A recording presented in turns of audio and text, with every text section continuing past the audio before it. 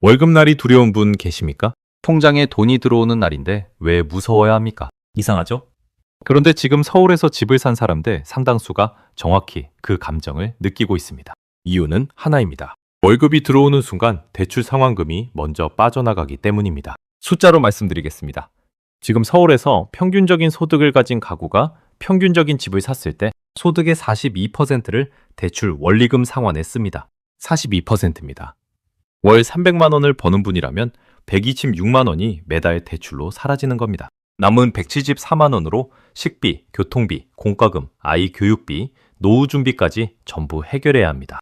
이게 지금 서울의 평균 현실입니다. 그리고 이 수치 2년 6개월 만에 가장 높은 수준입니다. 잠깐 나빠진 게 아닙니다. 구조적으로 굳어지고 있다는 신호입니다. 저는 오늘 이 숫자가 어디서 왔는지 왜 이렇게까지 되는지를 정확하게 짚어드리려 합니다. 무섭고 답답한 마음 충분히 이해합니다. 그런데 지금 이 구조를 모르면 앞으로의 선택이 더 위험해집니다. 그래서 오늘 이 자리에 나왔습니다. 잠깐, 이게 나와 무관한 이야기라고 생각하시는 분 계십니까? 아직 집을 안 샀으니까 괜찮다고 생각하시는 분. 그분들께 드리는 말씀이 있습니다. 오히려 더 위험할 수 있습니다. 집을 사지 않아도 이 구조는 여러분의 삶을 건드리고 있습니다. 어떻게 건드리는지는 지금부터 차근차근 보여드리겠습니다. 집을 샀든 안 샀든, 전세에 살든 월세에 살든, 지금 이 대출 부담 폭증의 파장은 이미 우리 일상 깊숙이 들어와 있습니다. 동네 식당이 조용해졌다면, 주말 거리가 한산해졌다면 그게 다 이유 없이 생긴 일이 아닙니다. 자, 그렇다면 도대체 왜 이렇게 됐을까요? 집값이 올랐으니까요? 반은 맞고 반은 틀립니다. 이 사태는 한 가지 원인이 아니라 세 개의 파도가 동시에 덮쳐서 생긴 일입니다. 그 세 개의 파도가 무엇인지 다음 챕터에서 정확히 해부해드리겠습니다. 세 개의 파도라고 했습니다. 그런데 솔직히 말씀드리면 파도라는 표현도 부족합니다. 파도는 지나가니까요. 지금 우리 앞에 있는 건 지나가지 않는 파도입니다. 계속 밀려오는 파도입니다. 첫 번째 파도, 집값입니다. 2019년부터 2022년 사이 서울 아파트 중위 가격은 2배 가까이 뛰었습니다. 10억이 20억이 됐습니다. 이게 무슨 의미냐? 같은 집을 사는데 필요한 대출 원금이 2배가 됐다는 겁니다. 월 상환금도 덩달아 올라갔습니다. 집값이 오르면 당연히 대출도 커지죠. 이건 누구나 아는 이야기입니다. 그런데 문제는 여기서 끝나지 않았다는 겁니다. 두 번째 파도, 금리입니다. 2022년 한국은행이 기준금리를 빠르게 올렸습니다. 0%대에 가깝던 금리가 3%를 넘겼습니다. 이게 얼마나 충격이냐? 대출 4억을 가지고 있는 분이라면 연간 이자 부담이 1,200만 원 넘게 늘어난 겁니다. 한 달에 100만 원이 추가로 더 나가는 겁니다. 아무것도 안 했는데 갑자기 월 100만 원이 사라진 겁니다. 집값이라는 첫 번째 파도를 간신히 버티고 있는데 금리라는 두 번째 파도가 옆에서 덮쳐온 겁니다. 그리고 세 번째 파도, 이게 가장 잔인합니다. 바로 실질임금의 정체입니다. 집값도 오르고 금리도 오르는 동안 우리 월급은 얼마나 올랐을까요? 물가를 감안한 실질임금 기준으로 보면 제자리입니다. 사실상 뒷걸음질입니다. 나가는 돈은 폭발적으로 늘었는데 들어오는 돈은 그대로인 겁니다. 이 세 가지가 동시에 터진 겁니다. 동시에 말입니다. 비유로 설명드리겠습니다. 여러분이 수영장 안에 있다고 생각해 보십시오. 수영장 물이 갑자기 차오릅니다. 집값이 오른 겁니다. 동시에 물살이 세집니다. 금리가 오른 겁니다. 그런데 여러분의 체력은 그대로입니다. 임금이 안 오른 겁니다. 이 상황에서 살아남으려면 어떻게 해야 할까요? 다른 걸 다 포기하고 수영에만 집중해야 합니다. 그게 바로 소비 포기입니다. 생활 포기입니다. 그래서 지금 우리가 목격하는 현상들이 생겼습니다. 식당이 한산해졌습니다. 백화점 매출이 꺾였습니다. 여행을 미루고 있습니다. 이게 단순히 경기가 나빠서가 아닙니다. 가계가 대출 상환에 묶여서 쓸 돈이 없어진 겁니다. 소득의 42%가 대출로 사라지는 순간 나머지 58%는 생존을 위한 최소한의 지출로 쪼개집니다. 소비가 위축되면 내수가 죽습니다. 내수가 죽으면 자영업자가 힘들어집니다. 자영업자가 힘들면 고용이 흔들립니다. 집안채의 대출 부담이 경제 전체를 끌어내리는 겁니다. 자, 여기서 한 가지 질문이 생깁니다. 그렇다면 집을 안 사면 되는 거 아닐까요? 대출을 안 받으면 이 파도를 피할 수 있는 거 아닐까요? 아주 합리적인 질문입니다. 그런데 다음 챕터에서 이 질문의 답을 들으시면 아마 등골이 서늘해지실 겁니다. 집을 안 사면 된다고 했습니다. 대출을 안 받으면 이 파도를 피할 수 있다고 했습니다. 그 답을 지금 드리겠습니다. 피할 수 없습니다. 집을 샀든 안 샀든 이 구조는 이미 여러분의 삶 안에 들어와 있습니다. 주택구입 부담지수라는 건 단순히 집을 산 사람만의 이야기가 아닙니다. 이 지수가 올라간다는 건 사회 전체의 자산 접근성이 닫히고 있다는 신호입니다. 쉽게 말씀드리겠습니다. 집을 살 수 없는 사람이 많아질수록 전세 수요가 폭발합니다. 전세 수요가 폭발하면 전세값이 오릅니다. 전세값이 오르면 월세가 오릅니다. 집을 안 샀다고 안전한 게 아닙니다. 시장이 연결돼 있습니다. 도망칠 곳이 없는 겁니다. 여기서 진짜 잔인한 딜레마가 등장합니다. 집을 사면 소득의 42%가 대출로 사라집니다. 생활이 무너집니다. 그런데 집을 안 사면 전월세 부담에 허리가 휩니다. 동시에 집값이 다시 오를 때 자산 격차는 더 빠르게 벌어집니다. 사도 문제, 안 사도 문제. 이게 지금 서울에 사는 평범한 사람들이 마주한 현실입니다. 비유로 설명드리겠습니다. 지금 우리는 뜨거운 프라이팬 위에 서 있습니다. 왼쪽으로 피하면 불속입니다. 집을 산 사람의 대출 지옥입니다. 오른쪽으로 피하면 절벽입니다. 집을 못 산 사람의 자산적 차이입니다. 가만히 서 있으면 발바닥이 탑니다. 전월세 부담입니다. 어디로 가도 쉽지 않은 겁니다. 그렇다면 이 구조는 왜 만들어졌을까요? 누군가 의도한 걸까요? 아닙니다. 이건 의도된 음모가 아닙니다. 여러 정책 실패와 시장 왜곡이 오랜 시간 쌓인 결과입니다. 공급은 수요를 따라가지 못했습니다. 저금리 시대의 유동성이 부동산으로 몰렸습니다. 그리고 그 버블이 꺼지기 전에 금리가 급격히 올랐습니다. 타이밍이 최악으로 맞물렸습니다. 개인의 잘못이 아닙니다. 구조가 이렇게 설계된 겁니다. 아니, 설계조차 되지 않은 채 방치된 겁니다. 중요한 건 이겁니다. 이 구조를 모르는 사람과 아는 사람의 선택은 완전히 달라진다는 겁니다. 모르면 감정으로 결정합니다. 불안하니까 삽니다. 무서우니까 안 삽니다. 그 감정적 결정이 가장 나쁜 타이밍을 만들어냅니다. 반면 구조를 아는 사람은 다르게 움직입니다. 시장이 어디로 향하는지 읽고 자신의 상황에 맞는 선택을 합니다.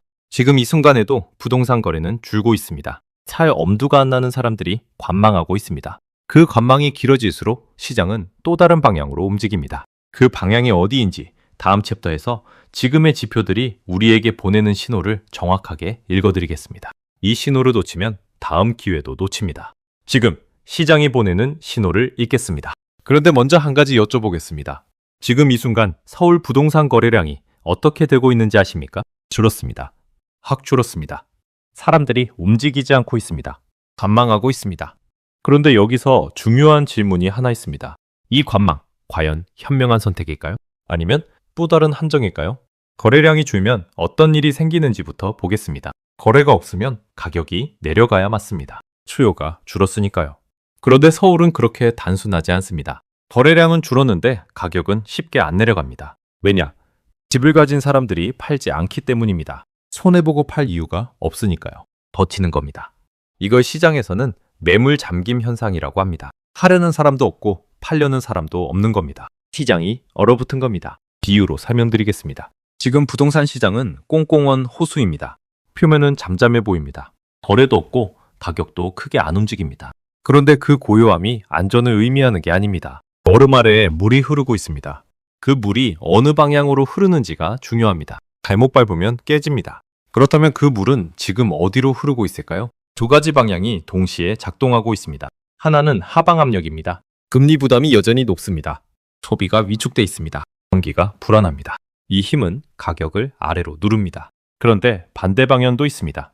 상방 압력입니다.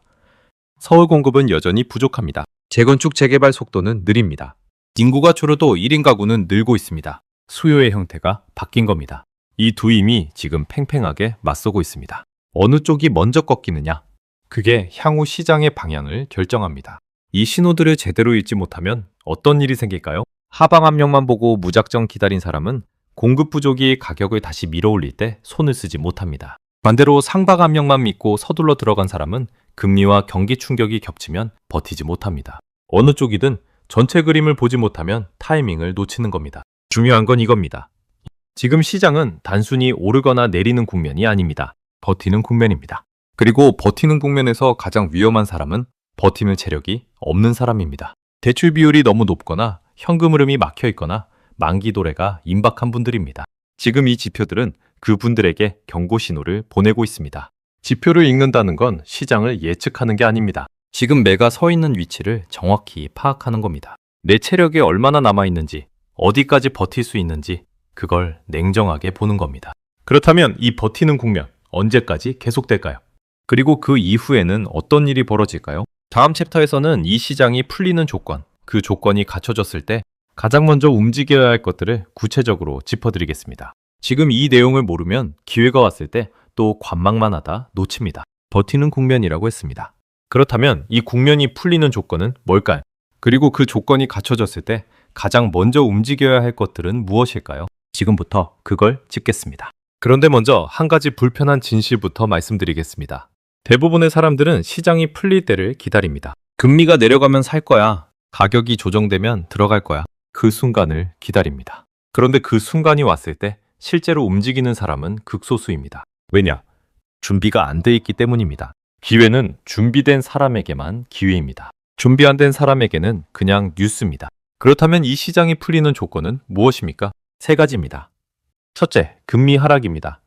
한국은행이 기준금리를 내리기 시작하면 대출이자 부담이 줄어듭니다. 소득의 42%를 갉아먹던 그 숫자가 35%로 30%로 내려오기 시작합니다. 숨통이 트이는 겁니다. 그 순간 관망하던 수요가 한꺼번에 시장으로 쏟아집니다. 둘째, 공급 신호입니다. 재건축 재개발 규제가 풀리거나 신규 분양 물량이 가시화되면 시장 심리가 바뀝니다. 기다리면 더 좋은 물건이 나온다는 기대가 생기거나 반대로 지금 안 사면 없다는 불안이 커지거나 두 방향 중 하나로 심리가 쏠립니다. 셋째, 거래량 반등입니다. 거래량은 가격보다 먼저 움직입니다.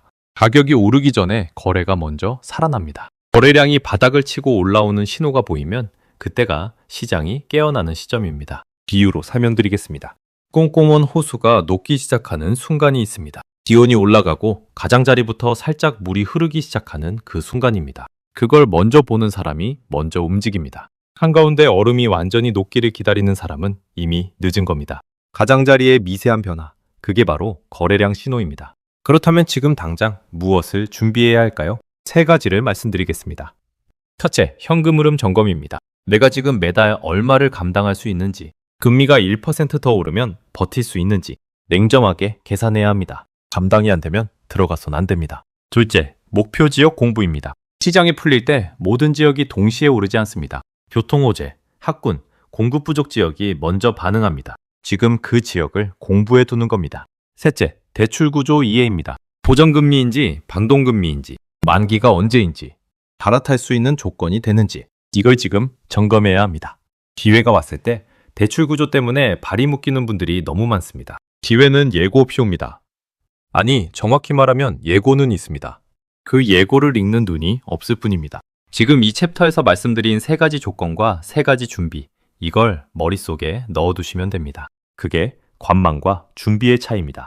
그런데 솔직히 말씀드리면 이 모든 준비를 해도 여전히 두렵습니다. 집이라는 자산은 인생에서 가장 큰 결정 중 하나입니다. 그 두려움, 당연합니다. 다음 챕터에서는 그 두려움을 가장 많이 느끼는 분들, 지금 당장 집을 사야 할지 말아야 할지 기로에 서 있는 실수요자들을 위한 이야기를 드리겠습니다. 숫자가 아닌 삶의 언어로 풀어드리겠습니다. 지금 사야 할까요? 기다려야 할까요? 아마 이 영상을 보시는 분들 중에 이 질문 때문에 밤잠을 못 주무신 분이 계실 겁니다. 주변에 물어봐도 답이 제각각입니다. 사라는 사람, 기다리라는 사람, 절대 지금은 아니라는 사람, 다 다릅니다. 그 혼란 충분히 이해합니다. 그리고 그 혼란에 이유가 있습니다. 질문 자체가 잘못됐기 때문입니다. 지금 사야 하느냐, 기다려야 하느냐, 이건 시장에 던질 질문이 아닙니다. 나 자신에게 던져야 할 질문입니다. 먼저 이것부터 물어보십시오. 나는 왜 집을 사려고 합니까? 투자입니까? 실거주입니까? 이 두 가지는 완전히 다른 게임입니다. 같은 집을 보면서도 완전히 다른 기준으로 판단해야 합니다. 투자 목적이라면 지금은 신중해야 합니다. 시장이 버티는 국면이라고 했습니다. 단기 차익을 기대하기 어려운 구간입니다.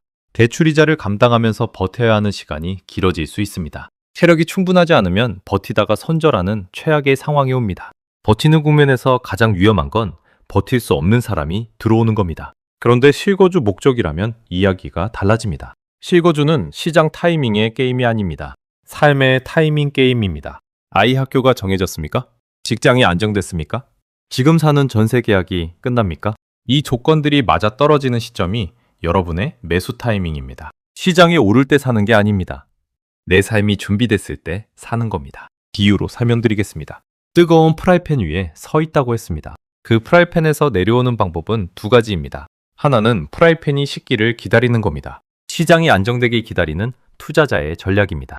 또 하나는 지금 당장 내 발에 맞는 신발을 신는 겁니다. 실거주자의 전략입니다. 프라이팬이 뜨겁더라도 신발이 있으면 버틸 수 있습니다. 그 신발이 바로 적정 대출 비율, 안정된 현금 흐름, 그리고 장기 거주 계획입니다. 그렇다면 실거주자가 지금 확인해야 할 것들은 무엇일까요? 세 가지입니다. 첫째, DSR입니다. 총부채 원리금 상환 비율. 쉽게 말해 내 소득 대비 대출 상환 비율이 40%를 넘으면 위험 신호입니다. 지금 서울 평균이 42%라고 했습니다. 평균이 이미 위험선을 넘은 겁니다. 내 숫자가 평균보다 낮아야 합니다. 둘째, 고정금리 비중입니다. 변동금리로 대출을 받은 분들은 금리가 오를 때마다 직격탄을 맞습니다. 지금이라도 고정금리로 갈아탈 수 있는지 확인하십시오. 셋째, 거주기간 계획입니다. 최소 5년에서 7년은 살 수 있어야 합니다. 그 기간 동안 시장 등락을 버틸 수 있는 심리적, 재정적 체력이 있는지 점검하십시오. 집은 사는 곳입니다. 그 단순한 진실을 숫자와 공포가 가리고 있습니다. 내가 그 집에서 어떤 삶을 살 것인지가 먼저입니다. 시장이 어디로 갈 것인지는 그 다음입니다. 그런데 이 모든 개인의 준비와 노력에도 불구하고 구조 자체가 바뀌지 않으면 한계가 있습니다. 개인이 아무리 잘 준비해도 정책이 엉키면 시장은 다시 왜곡됩니다. 다음 챕터에서는 이 구조를 바꿀 수 있는 정책의 숙제들을 짚겠습니다. 그리고 그 정책들이 실제로 작동하고 있는지 냉정하게 평가해드리겠습니다. 지난 10년간 부동산 관련 정책이 몇 번 바뀐 줄 아십니까? 세어보기 힘들 정도입니다. 규제를 조였다가 풀고 세금을 올렸다가 내리고 대출 한도를 막았다가 열었습니다. 정권이 바뀔 때마다 방향이 달라졌습니다. 그 혼란 속에서 피해를 본 건 시장이 아닙니다. 그 시장 안에서 집 한 채를 고민하던 평범한 사람들입니다. 그렇다면 지금 정책은 어떻습니까? 작동하고 있습니까? 냉정하게 평가해 드리겠습니다. 첫 번째 숙제, 공급입니다. 모든 전문가들이 입을 모읍니다. 서울 집값 문제의 근본은 공급 부족이라고. 맞습니다. 그런데 공급은 하루아침에 늘지 않습니다. 재건축 규제를 풀어도 실제 입주까지는 최소 5년에서 10년이 걸립니다. 지금 삽을 꽂아도 그 집에 들어갈 수 있는 건 한참 뒤입니다. 비유로 말씀드리면 배가 고픈데 씨앗을 심은 겁니다. 수확이 언제 될지도 불투명합니다. 지금 당장 허기를 채워줄 정책은 여전히 없습니다. 두 번째 숙제, 금리 정책입니다. 한국은행의 금리 결정은 부동산만 보고 하지 않습니다. 물가, 환율, 경기 전반을 봅니다. 집값을 잡기 위해 금리를 올리면 자영업자와 취약차주가 먼저 쓰러집니다. 집값을 살리기 위해 금리를 내리면 물가가 다시 튑니다. 이 딜레마 앞에서 통화정책은 언제나 불완전합니다. 완벽한 금리 정책은 존재하지 않습니다. 누군가는 항상 손해를 봅니다. 세 번째 숙제, 임대차 시장 안정화입니다. 2020년 임대차 3법이 시행됐습니다. 계약갱신 청구권, 전월세 상한제, 세입자를 보호하겠다는 의도였습니다. 결과는 어떻게 됐습니까? 집주인들이 전세를 월세로 돌렸습니다. 전세 물량이 줄었습니다. 전세값이 폭등했습니다. 보호하려다 오히려 시장을 뒤틀어버린 겁니다. 좋은 의도가 반드시 좋은 결과를 만들지는 않습니다. 정책은 시장보다 항상 한 박자 늦습니다. 비유로 설명드리겠습니다. 정책은 배의 키입니다. 방향을 바꾸면 배가 실제로 돌아서는데 시간이 걸립니다. 그 사이에 파도가 치면 배는 의도한 방향과 전혀 다른 곳으로 흘러갑니다. 지금 우리가 겪고 있는 것이 바로 그겁니다. 키를 여러 번 꺾었는데 배는 아직 방향을 찾지 못하고 있습니다. 그렇다면 정책에 기대면 안 된다는 말입니까? 그건 아닙니다. 정책의 방향을 잇는 것은 중요합니다.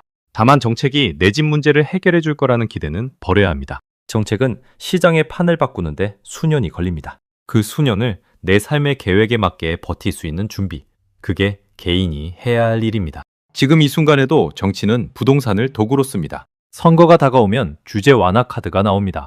경기가 나빠지면 부양책이 나옵니다. 그 카드들이 진짜 구조 개혁인지 아니면 표를 위한 처방인지 구별할 수 있어야 합니다. 그 눈이 있어야 정책 변화에 흔들리지 않고 내 기준을 지킬 수 있습니다. 구조는 쉽게 바뀌지 않습니다.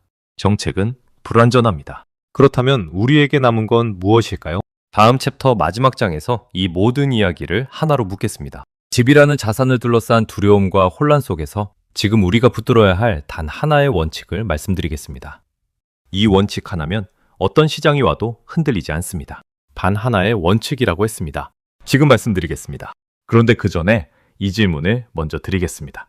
여러분은 지금 이 영상을 왜 보고 계십니까? 집값이 궁금해서입니까? 투자 타이밍이 궁금해서입니까? 아니면 이 복잡하고 무서운 시장 속에서 내가 틀린 선택을 하지 않을까 두렵기 때문입니까? 아마 마지막일 겁니다. 그 두려움 잘못된 게 아닙니다. 집은 인생에서 가장 큰 결정입니다. 두려운 게 당연합니다. 그런데 그 두려움에 끌려다니는 것과 두려움을 알면서도 기준을 갖고 움직이는 것은 완전히 다른 결과를 만듭니다. 지금까지 7개의 챕터를 함께 걸어왔습니다. 소득의 42%를 삼키는 대출 부담을 받습니다. 집값과 금리와 임금이 동시에 만들어낸 삼중 파도를 봤습니다. 사도 문제, 안 사도 문제인 잔인한 딜레마를 봤습니다. 얼어붙은 시장의 신호를 읽었습니다. 기회가 왔을 때 움직이기 위한 준비를 점검했습니다. 실거주자의 기준을 세웠습니다. 그리고 불완전한 정책의 현실을 직시했습니다. 이 모든 이야기의 끝에 단 하나의 원칙이 남습니다. 내가 감당할 수 있는 범위 안에서만 움직인다는 겁니다. 단순하게 들립니까? 하지만 이게 가장 지키기 어렵습니다. 왜냐? 주변이 움직이기 때문입니다. 친구가 샀습니다. 뉴스에서 오른다고 합니다. 부모님이 지금 안 사면 영원히 못 산다고 합니다. 그 압박 속에서 내 감당 범위를 지키는 건 대단한 용기가 필요합니다. 비유로 말씀드리겠습니다. 수영장 안에서 버티고 있다고 했습니다. 물이 차오르고 물살이 센 그 수영장. 그 안에서 살아남는 방법은 하나입니다. 내 체력을 과신하지 않는 겁니다. 옆 사람이 저 깊은 곳까지 헤엄쳐 간다고 나도 따라가면 안 됩니다. 내가 닿을 수 있는 곳까지만 가야 합니다. 발이 닿는 곳에서 버텨야 합니다. 그게 생존입니다.